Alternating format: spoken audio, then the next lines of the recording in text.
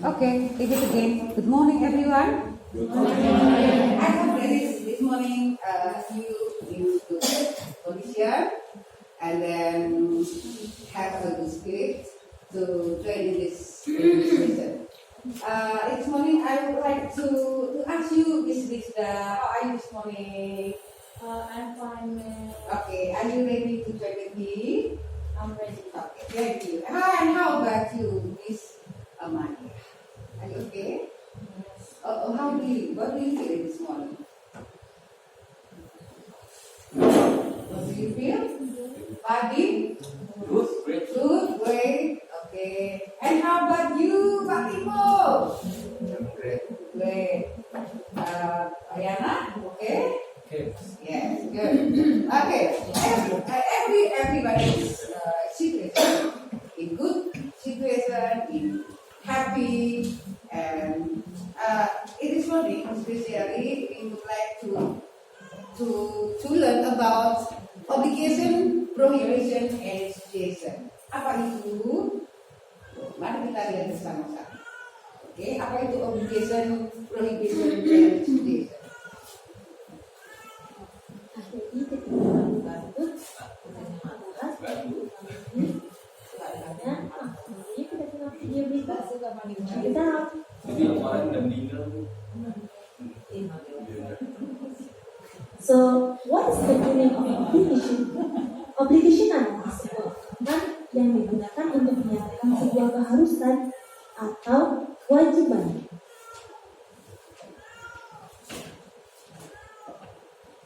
Nah, jadi untuk membuat kalimat yang menunjukkan keharusan, kita bisa menggunakan kata must dan have to ataupun have to.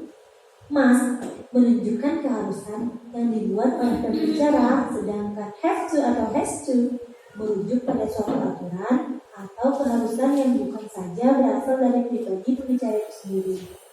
Jadi, bisa disimpulkan kata must mengindikasikan keharusan yang bersifat khusus, sedangkan have to atau have. Okay, let's see the video that I gave a presentation in English for the first time that night. Oleh has to mengungkapkan suatu keharusan yang bersifat umum.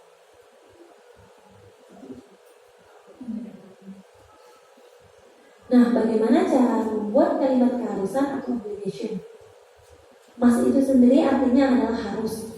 Jadi di sini rumusnya subjek ditambah must ditambah verb one atau kata kerja bentuk pertama. Misalnya I must study hard.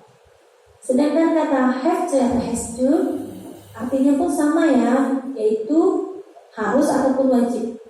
Dalam membuat pola kalimatnya di sini kita menggunakan rumusnya subjek ditambah have to atau has to ditambah dengan verb one atau kata kerja bentuk pertama. Nah, misalnya you have to wear uniform. She has to wear uniform. Nah, bagaimana pula dengan penggunaan kata have to atau has to ini, serta apa saja perbedaan di antara keduanya? Jadi have to dipakai untuk subjek I, you, we, dan they. Sedangkan has to dipakai untuk subjek he, she, serta it.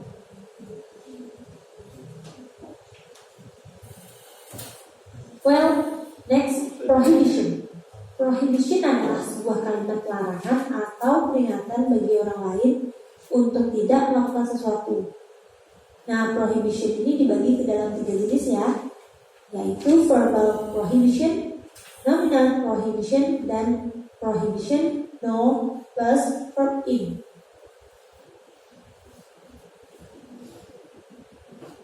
Yang pertama yaitu verbal prohibition. Nah, verbal prohibition ini menggunakan kata kerja verb di dalam kalimatnya ya. Prohibition ini juga selalu menggunakan verb one. Nah, ingat kalimatnya harus dimulai dengan don't atau do not. Maka pola kalimatnya adalah don't ditambahkan dengan verb one. Contohnya, don't cry, jangan menangis. Don't sleep, jangan tidur. Don't go away, jangan pergi. Yang kedua, nominal prohibition. Nominal prohibition adalah kalimat yang menggunakan adverb atau kata keterangan, noun, kata benda, atau adjective atau kata sifat. Maka pola kalimatnya adalah don't ditambahkan dengan be ditambah adverb atau noun atau adjective. Nah, contoh kalimatnya, don't be here, jangan di sini. Don't be a dancer, jangan jadi penari. Don't be lazy, jangan malas. Jenis yang ketiga yaitu prohibition no plus verb in. Selain bentuk verbal dan nominal prohibition, ada juga prohibition yang dibentuk dari kata no plus verb in.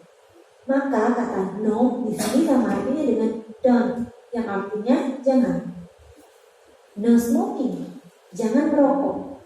No parking, jangan parkir. No fishing, dilarang memancing. Next, materi yang ketiga yaitu tentang suggestion atau saran. Suggestion artinya adalah saran. Nah, jadi salah satu cara yang sering digunakan untuk membuat kalimat saran adalah dengan menggunakan modal should ditambah dengan kata kerja. Should artinya seharusnya atau sebaiknya.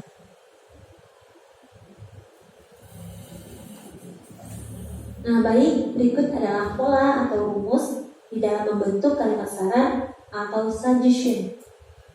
Rumusnya, subjek ditambah dengan should ditambah verb one. Contoh kalimatnya, you should drink medicine to get well soon. Kamu seharusnya minum obat supaya cepat sembuh. Nah, selanjutnya yaitu dengan menggunakan rumus atau pola kalimat subjek plus should plus adjective atau noun atau adverb. Nah, bagaimana dengan contoh kalimatnya? Contoh kalimatnya adalah you should be calm in the classroom. Kamu sebaiknya tenang di dalam kelas.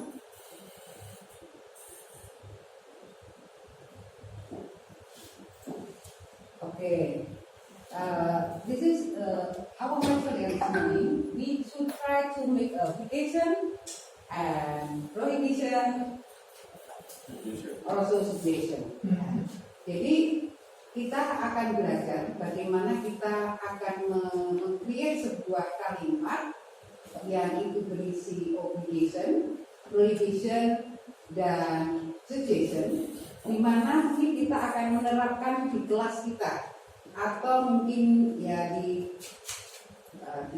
pekerjaan kita, di posisi kita, misalnya Pak Adi seperti apa, misalnya di perpustakaan itu seperti apa, mungkin TU, and then Ibu Rizda in your class, okay, in your classroom. Okay.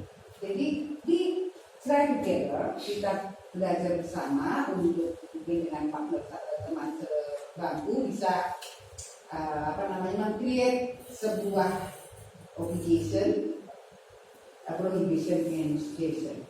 Karena tadi sudah disampaikan bahwa sudah, karena yang kita ajak belajar ini adalah Bapak Ibu guru, saya yakin sudah sudah memahami, mengenal. Nah, kita akan membuat sesuatu atau mungkin biar ada hal yang bisa kita hasilkan dari hari ini. Mungkin Maria bisa diskus dengan kita atau mungkin dengan Pak Adi juga boleh. Pak Marcel akan menulis apa di ruangannya dengan suggestion apa, prohibition apa, and then obligation apa, ya, yang berkaitan dengan pekerjaannya. Mungkin ini adalah juga strategi kita untuk belajar bahasa Inggris. Okay. Please you discuss with your friend, discuss with your partner, and then maybe I have a question about this one. Dengan obligation.